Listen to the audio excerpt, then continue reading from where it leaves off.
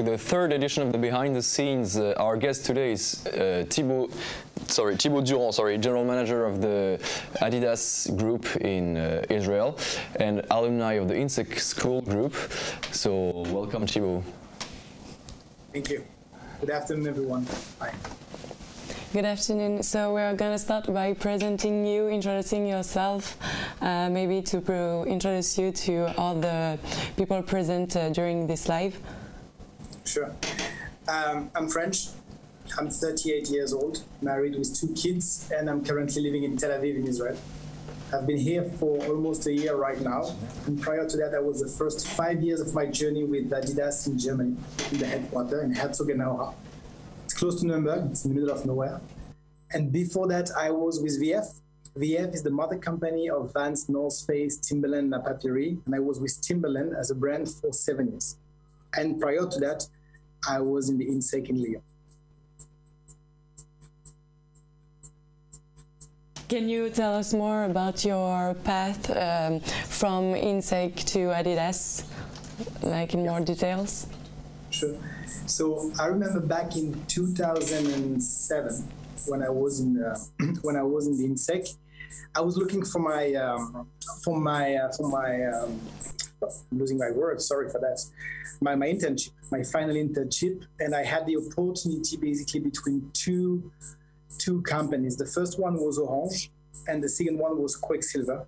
For different reasons, and probably because my values were fitting best with Quicksilver, I've decided to join Quicksilver and to get the first step into the sporting good industry.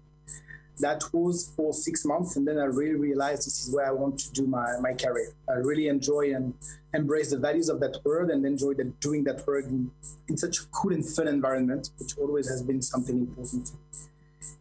After that, after I've been graduated, I've been looking for a job for a few months, intensively, every day and out, trying to find a way to get my feet into the door, and I had the opportunity to join Timberland. Timberland at that time was a family-owned company, not yet part of VF. And I joined Timberland in Paris as a trade marketing manager. I spent the first 2 years as a trade marketing manager. After that, I was replacing my marketing director for a year. So I was more switching from trade marketing to brand management. And I had the opportunity after the first 3 years to move into key account, to join the dark side of the moon and joining the sales force. And I really enjoyed that, doing a bit less than 3 years.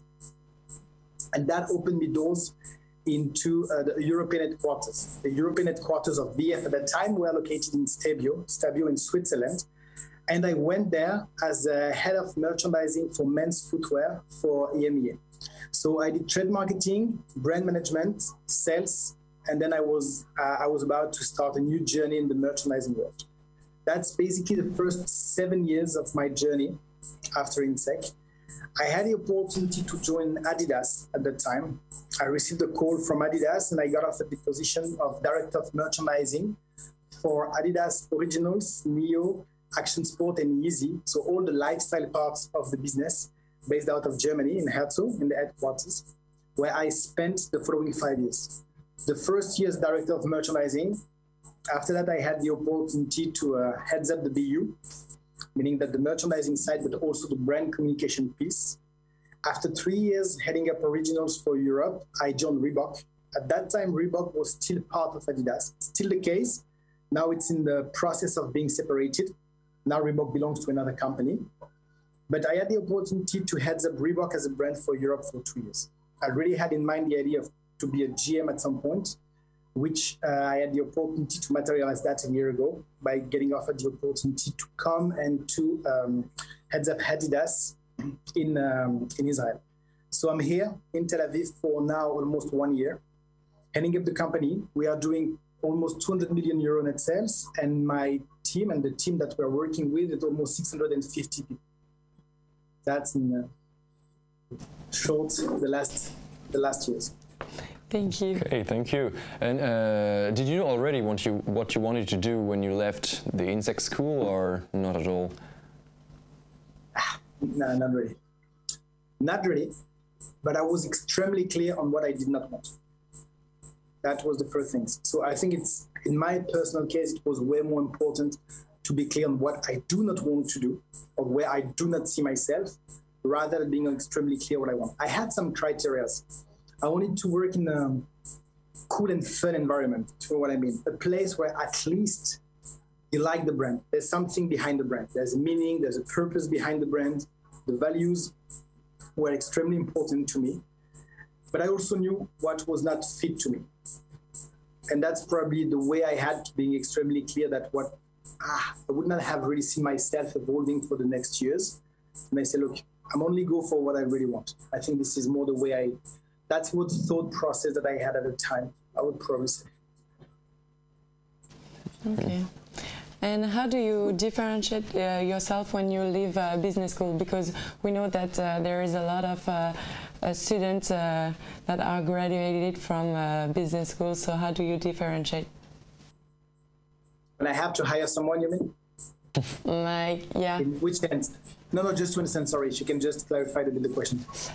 When you are a business student, how do you differentiate to find a job?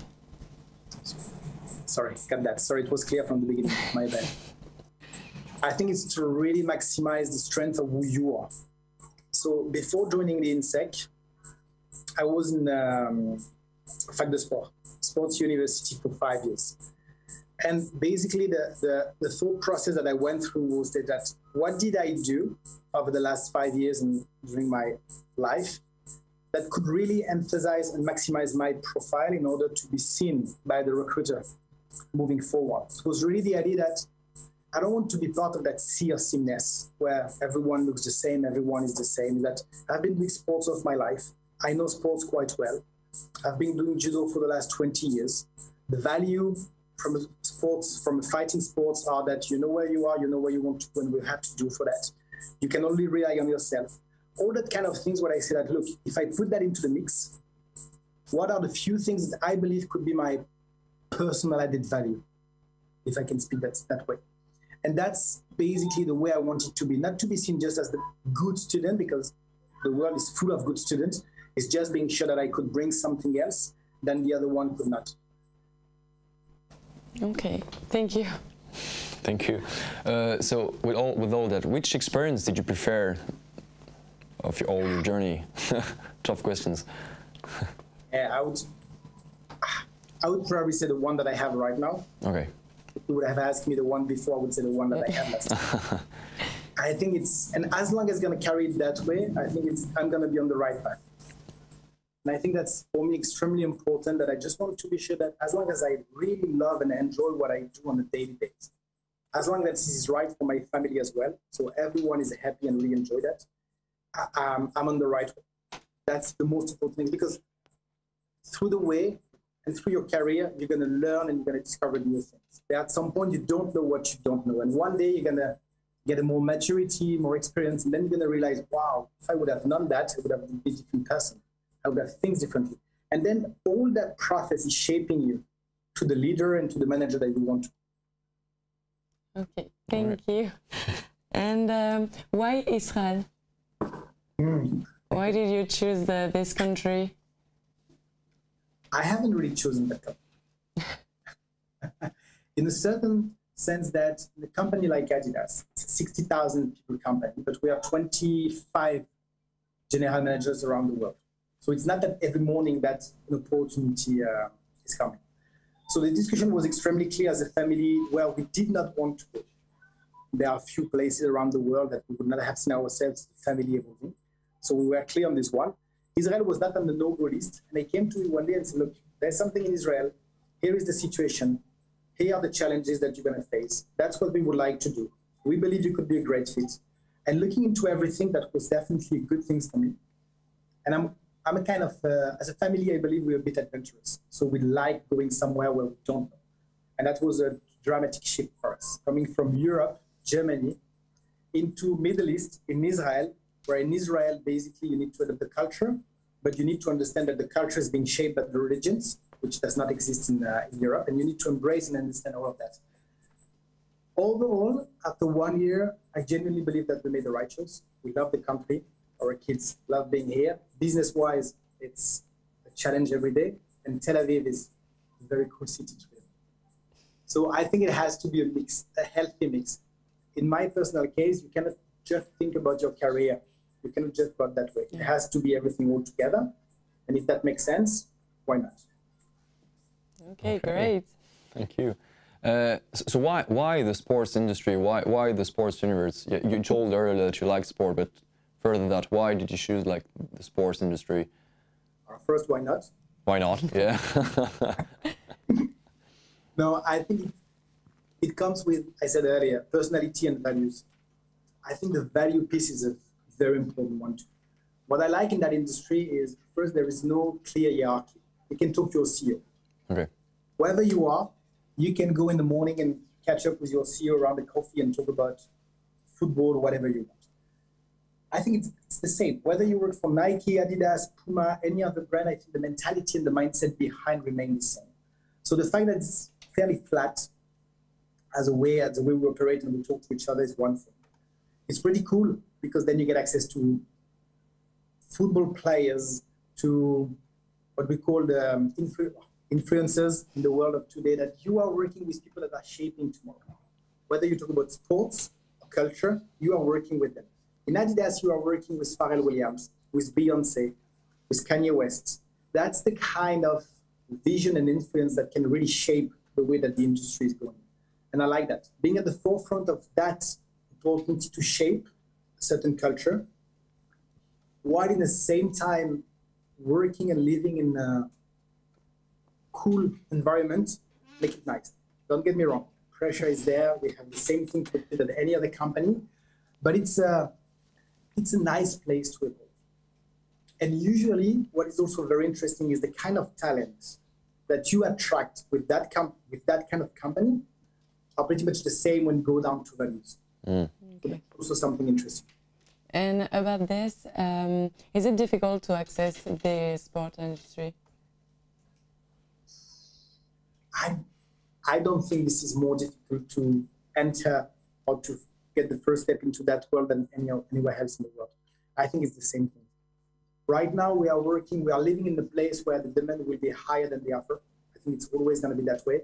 But what I said at the beginning, if you're a great fit and if you're a good talent and carrying the right values in order to be a good proposition for that industry, there is no reason why you should not be able to make it.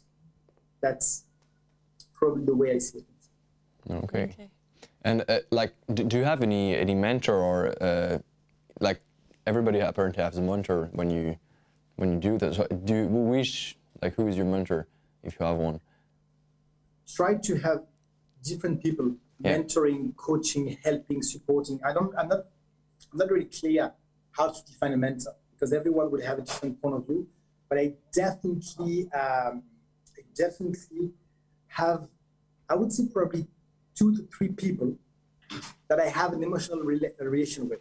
I'm not talking about an executive coach. I have an executive coach which is here to really coach me. Mm-hmm. It's really working on the leadership at that level, what it takes and how to be better.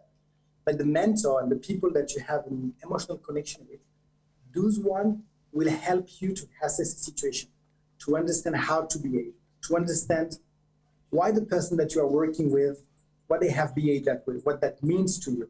And that's the kind of thing which is different. You have one which is more on the soft skills and your leadership's journey. And the mentor, as per se, I see that as someone who can really help you driving and navigating through the journey that you are. It's a different thing. I think it's always good to have people that can sound check. Someone probably from a higher level than where you are. Someone who, higher level in the sense that someone who went through what you are in the middle right now. Not necessarily with a higher pay grade or a higher title, that's not what I mean. But someone who already went through what you are living right now. Someone can say, yeah, I can relate to that. I remember 20 years ago, something went like this. Always good to have someone on the same level, peer. For me, as an example, the GM for Turkey for Adidas, Hakan, and extremely close to him. And when something goes wrong, I pick up the phone to look, oof, that is happening. I'm not really clear on how to behave. Should I go left or right? And he does the same. It's like the support that we give to each other. And it's always good to have feedback from your team. So what I'm doing is quite often I go to the coffee area and I'm picking up someone and say, look, can we have 30 minutes if you have time in the calendar? And just ask them a question. What do we do well as a company? What we don't do well? as a management team, what we should do more, what we should stop doing, all the kind of things. And all of a sudden, when you start asking more questions than what you talk, people will naturally start giving you more. And really having that trust relationship with your team for them to feel empowered to come to you with something that goes wrong. And I think it's a very nice way to evolve to develop yourself.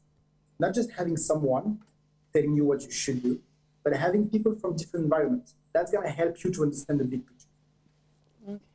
So with all of these mentors, you experience a lot of things. What are your future plans? My career, I mean? Yes. I don't know. That's a very good question. I wish I knew what to answer. I love what I do right now. So if you tell me that in a couple of years I will be a GM for Adidas in the largest corp in another world, another part of the world, I would sign right now. If you tell me that's the place where we can really enjoy as much as we do right now, that's another box I would tick. But I think, and maybe sounds a bit cheesy what I'm going to say right now, but the only thing that I want is to be sure that whatever I'm going to do in the future, I'm going to enjoy it as much as I do right now, whatever that means. I think that's the secret of everything. It's not a question of money, title, power, responsibility. It's really to do right, to do what you feel right at the moment you do it. And being a GM in Adidas right now, I think I'm extremely lucky and fortunate to be offered that opportunity, and I really love it. It's brilliant. So I hope to continue that journey, and I hope the company sees things in the same way. Okay. We hope too. Yeah. Okay, so we have a last question for you. Do you have any advice for a student, for example, in the INSEEC school who wants to do your career in the sports industry? What would be your advice? I don't really know if I have one advice for everyone. That's the ones, I don't really believe in the one solution fits all. The only thing is when I reflect back into last 13 years, when I was sitting where you are right now, a bit more than that now, I think I was a bit stressed about the future. Saying that what's going to happen tomorrow. I'm going to be graduated. What's going to happen? Shit, I need to find something tomorrow. I need to find something I love and everything. Retrospectively thinking that I think I never realized how lucky I was, because that's one of the very few times in your life when everything is possible. In Adidas, we have that sentence that impossible is nothing. I think this is exactly where you are right now, where you're just about to be. Is the fact that right now you can decide. After that, you're going to make choices that are going to bring you to other choices. It doesn't mean that the freedom will be gone, but it's just that right now the scope of the choice that you may have after being graduated is endless. You can decide whatever you want. And I think that's something I wish I had the opportunity to self-reflect on that at that time. That's the first thing. The second one might be the one that I briefly touched on at the beginning, is really with that in mind and the opportunity to do whatever you want, don't go for the second choice. Really go for what you want. Really. It's the first opportunity you have to make the first step into your, not the real career, but you know what I mean, something that's going to shape your future for the next year. So just be sure that's going to be the right one. Really, I always think that if there is a doubt, there is no doubt. I don't do things when there is a doubt. And the way I see things is we have three ways to make a call: the brain, the heart, and the gut. They trip. Yeah. And when the three of them are aligned, I think just go for it. You can make mistakes. You can fail, like everyone, but at least it's worth to give a try. And that's probably what I say. Stay true to who you are and just realize how lucky you are, because you can decide whatever you want to do tomorrow. As stressful as it is. Don't get me wrong. I know it's Okay. Thank you very much for all those questions. So we're going to now watch the question on live, if you agree. That's cool. Great. Great.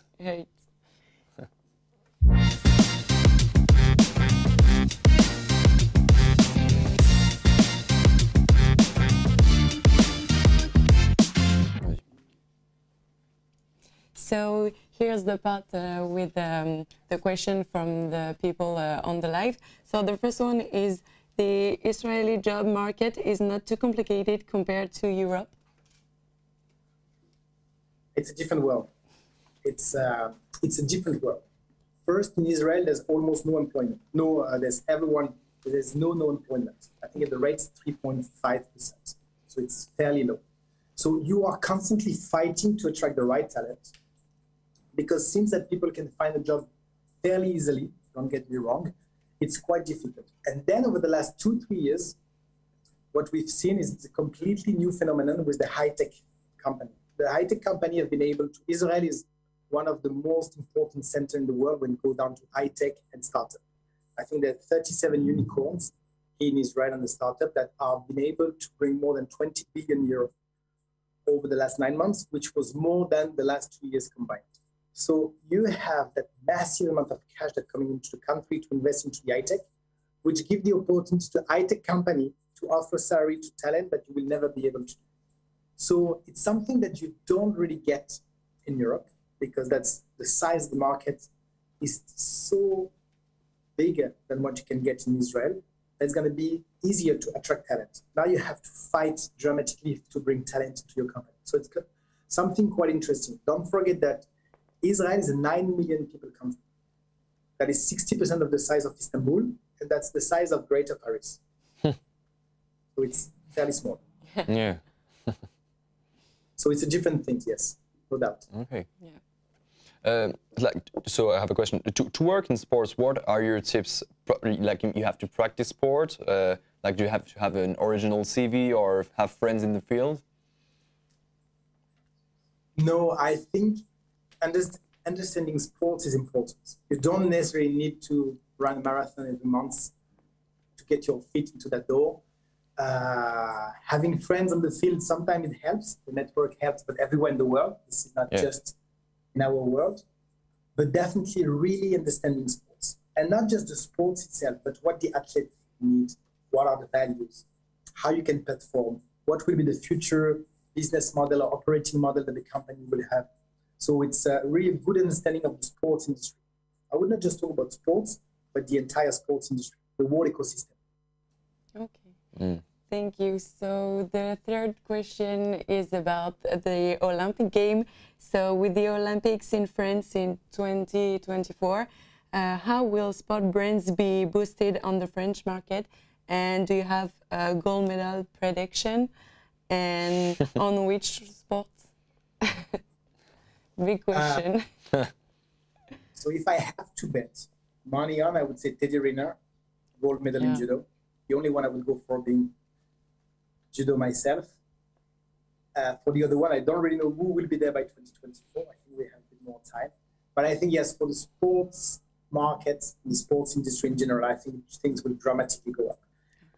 I think Olympics, World Champs, or the World Cup that we're going to have in Doha, in Qatar very soon, in emerging market, that's always a great opportunity to really enhance the business. You can bring partners. You can sell special collections. You can make some special deals with some retailers, whether you talk about Courir, Intersport, Decathlon, whoever it is.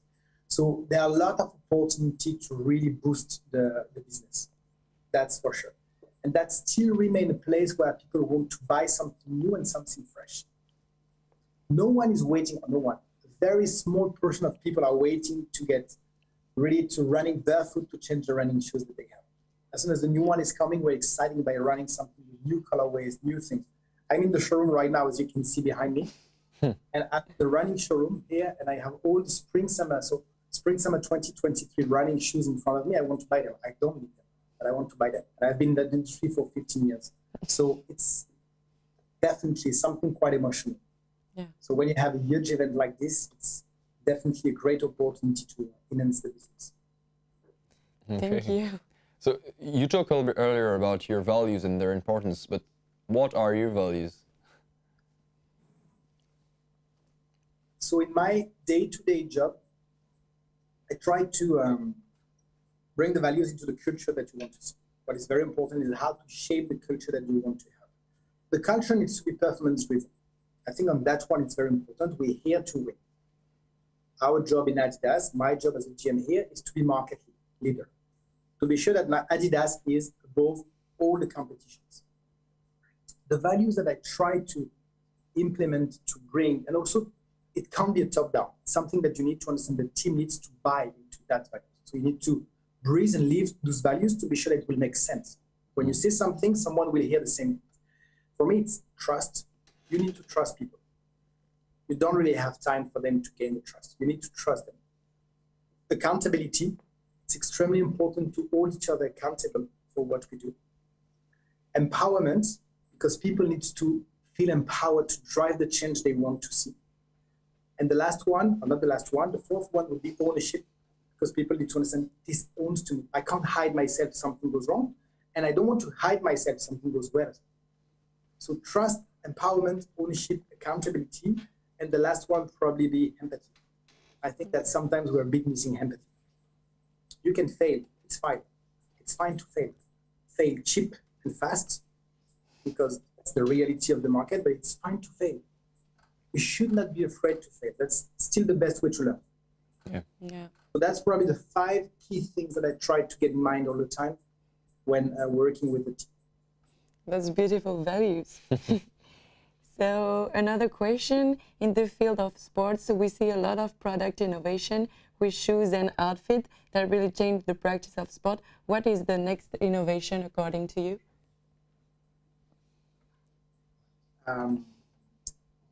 That's a good one. That's a good one. I'm not sure that the next innovation will help us to break down records. I think looking into how the culture in the world is shaping right now, I think the next sports innovation will be on the field of the well-being. How you can feel better, how the whole betterment, I think going through the COVID, probably everyone would say it's more or less the end. I really hope so. After that crisis that we've seen and what we've seen so far, winning is one thing, but feeling well and feeling good is more important. So all the innovation that we are seeing right now, whether coming from the apps or coming from the shoes or also the textile that we have, is really going into that direction. After years going into the direction of performance, breaking down the records and being sure that we're going to be faster on 100 meter or when swimming, I think now it's slowly but surely shifting into a different angle, which is going to be related to the well-being. And that's where we're going to continue. It does not mean the company will not invest into performance, because we need, definitely. That's where the credibility is coming from. But a few years ago, it would have been only credibility at the expense of everything else. Right now, it's not really the same. Some 2 different things. Yeah, time has changed. Yeah. So, like, for imagine, if I'm going to do an internship in Israel, what will be your advice? In Israel? Yeah. In Israel or anywhere in the world? No, just in Israel. So, you need to love good food. Okay. If you don't like good food, don't come here. Doesn't make sense. I think, yeah, Israel or anywhere else in the world, the thing is to have that appetite to discover new culture and to understand different things. I think it's very, very important. You need to feel comfortable not being in control. Yeah. Because when you go from France to Italy, Spain or Germany, that's remain Europe. We might not speak the same language, but the culture, I've been living in 5 countries, and being in Israel, which is in the Middle East, is completely different thing that I have ever experienced in my life. So you need to be ready to be shaped in every sense, not understand what happened, not understanding why people are doing this. And the geopolitical situation in Israel makes things even more complicated, where you don't really know what you can say, what you can't say, to whom you can say that. So you need to be ready to do that. You're going to make mistakes, as I said earlier. That's for sure. It happened to me every day.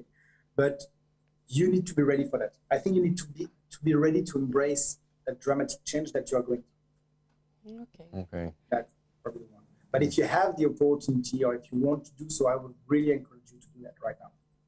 Doing an internship outside of your comfort zone, whatever it is, I think is extremely important. That's going to help you shaping the person that you want to be and the career you want to have in the future. Yeah. Yeah. So there are a few questions left. How did you cope with your failure at Quicksilver, and what impact did it have on you? What I did cope with what, sorry, in Quicksilver? With at Quicksilver. How did you manage your failure at Quicksilver? It was not a failure, it was just the end of my internship. Okay. So Quicksilver was my internship. It could have seen as a failure, because I would have loved to get a first contract, but I never got, because they were not hiring anyone. But it's quite interesting, because I believe I felt that way. I think I believe I felt it was a failure at the end of the internship because no one offered me anything. I asked, but it was not the timing when they were hiring people. The thing is, I say that's really what I want. I think it's just made me even more eager to work in that world. I think that's the impact that I had on me, not being able to continue the journey. I would have loved to do that. Whatever they would have offered to me, even working for free, I would have said yes. Okay. Okay, and another question: Do French business school diplomas matter in the job, or not? No, not at all. No, sorry. You mean? Sorry, pardon me. I think I get it wrongly. You mean if you do a business school, whatever the business school you do, it's the same thing. That's what I want to say. Yeah. Not because whether you do one of the three from Paris or another one from Lyon, as an example, which are arguably seen as the best, maybe even in the world. In our world, it's not going to change anything. Okay. OMNES will bring you. I did INSEEC. I did 5 years of sport university, 1 year of INSEEC. Okay. It's not a matter of what you have on your resume. Business school is extremely important because that's something people need. It's something that gives the guarantee that you understand things and you can be able to process and think a certain way. So being able to say that, yes, I've done a business school, that level of gradings, it's very important. Now, which kind of business school you've done, I think it's, as I said earlier, it's based on who you are. If you want to work in asset management, you want to work in finance world, yes, the business school might be a criteria to enter certain world, not in our world. Business school is important, but it's not mandatory either, but it helps, definitely. I think that for me, I would not be here without having done INSEEC. Okay. At my time, university would have never prepared me to go what I went. Business school really helped me to think in different dimensions. That's the way I felt after INSEEC. That's what I loved it. That's probably, and that's how I shaped my future through the business school. I think being able to talk to people that are working properly, people that went through different kind of career path, really helped me shaping what I wanted to do and what I did not want to do, as I said earlier. But the title of the business school itself, for me, it's not important. Even the a sport business school that are does it have an impact? So, sports business school are very interesting because I think it's also in sports management and event management. That's where you can see a lot of added value. But definitely, what you're going to have by doing a sports business school is you're going to be immersed in that world earlier in advance. So that's, in a certain way, this is a competitive advantage that you will have because you will have spent time since the very beginning in that world, and all the teachers or all the person that you will have in the courses will come from that world. So it will definitely give you a better understanding and feeling of that world. Okay. Thank you. Well, thank you very much, Thibault. Thank you very much. It was really interesting. Thank you. Thank you so much. Thank you. So that's, thank you. Yeah, that's the end. I think that's the end thank you very much. Of this third edition of Behind the Scene. Thank you so much. Thank you. Have a great day and a great end of the rest of the week. Bye. Thank you so much. Bye. Thank you. Bye, everyone. Bye.